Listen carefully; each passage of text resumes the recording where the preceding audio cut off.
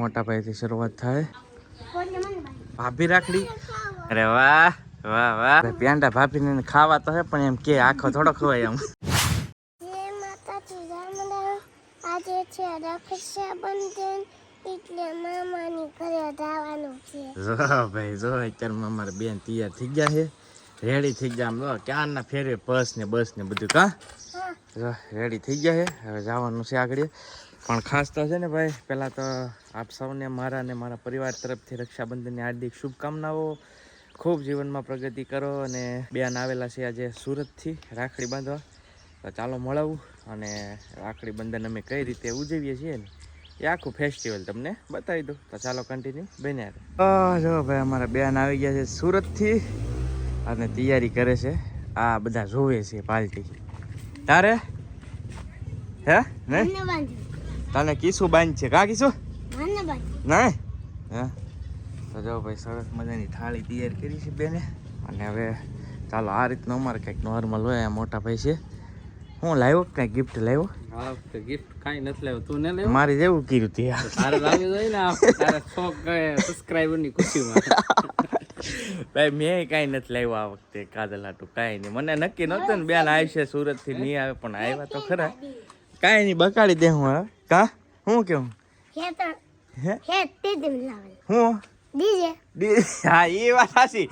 ઓલું બ્લુટૂથ કાજલ હાટું લાવેલા હોય ને 600 વાળું એ હાલી જાય બરાબર. એ ગિફ્ટમાં આને ખબર જ હોય અમારે બધી ડીજે લાવેલા એમ કે જો એવું છે.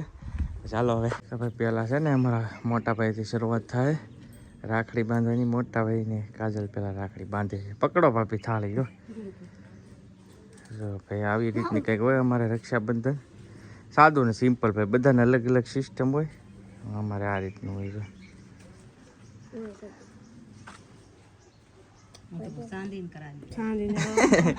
ચાંદીની ભાભી કે ચાંદીની રાખડી. પેંડો ખાઈ લીધો આખે આખો. રેડી? હવે પૈસા આપે છે ભાઈ જો કિતના. વાહ મોટા વાહ મોટા પૈસા કાંઈ તો પાંચ જો ભાઈ. હાલો રેડી? હાલો હવે મારો વારો છે. હાલો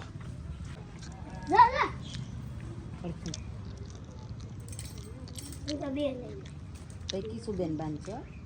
કિશુને કુદાને બાંધવાની છે તો એ કુદો પૈસા જ છે.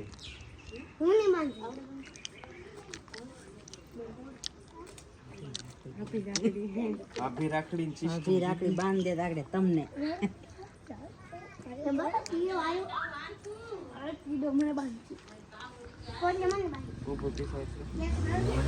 તું પેલા શું લાવ્યો એ કે ગિફ્ટમાં?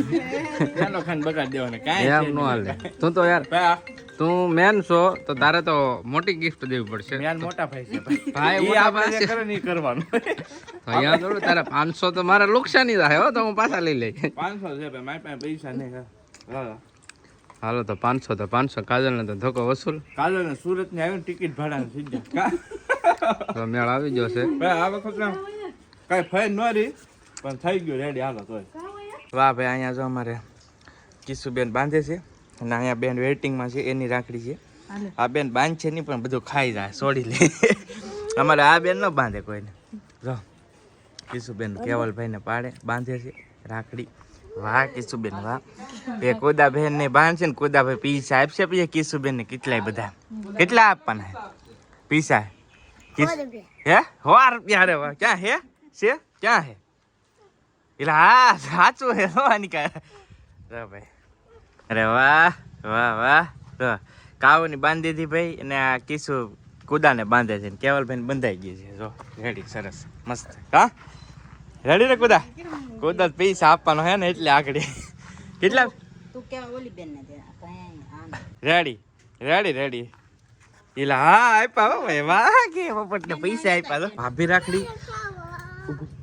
ભાભી રાખડી ભાઈ અલગ જ આવ્યું છે હમણાં. બધે જો કે ઓલરેડી હોય જ. જો ભાઈ અમારે કાજલના 2 ભાભી છે.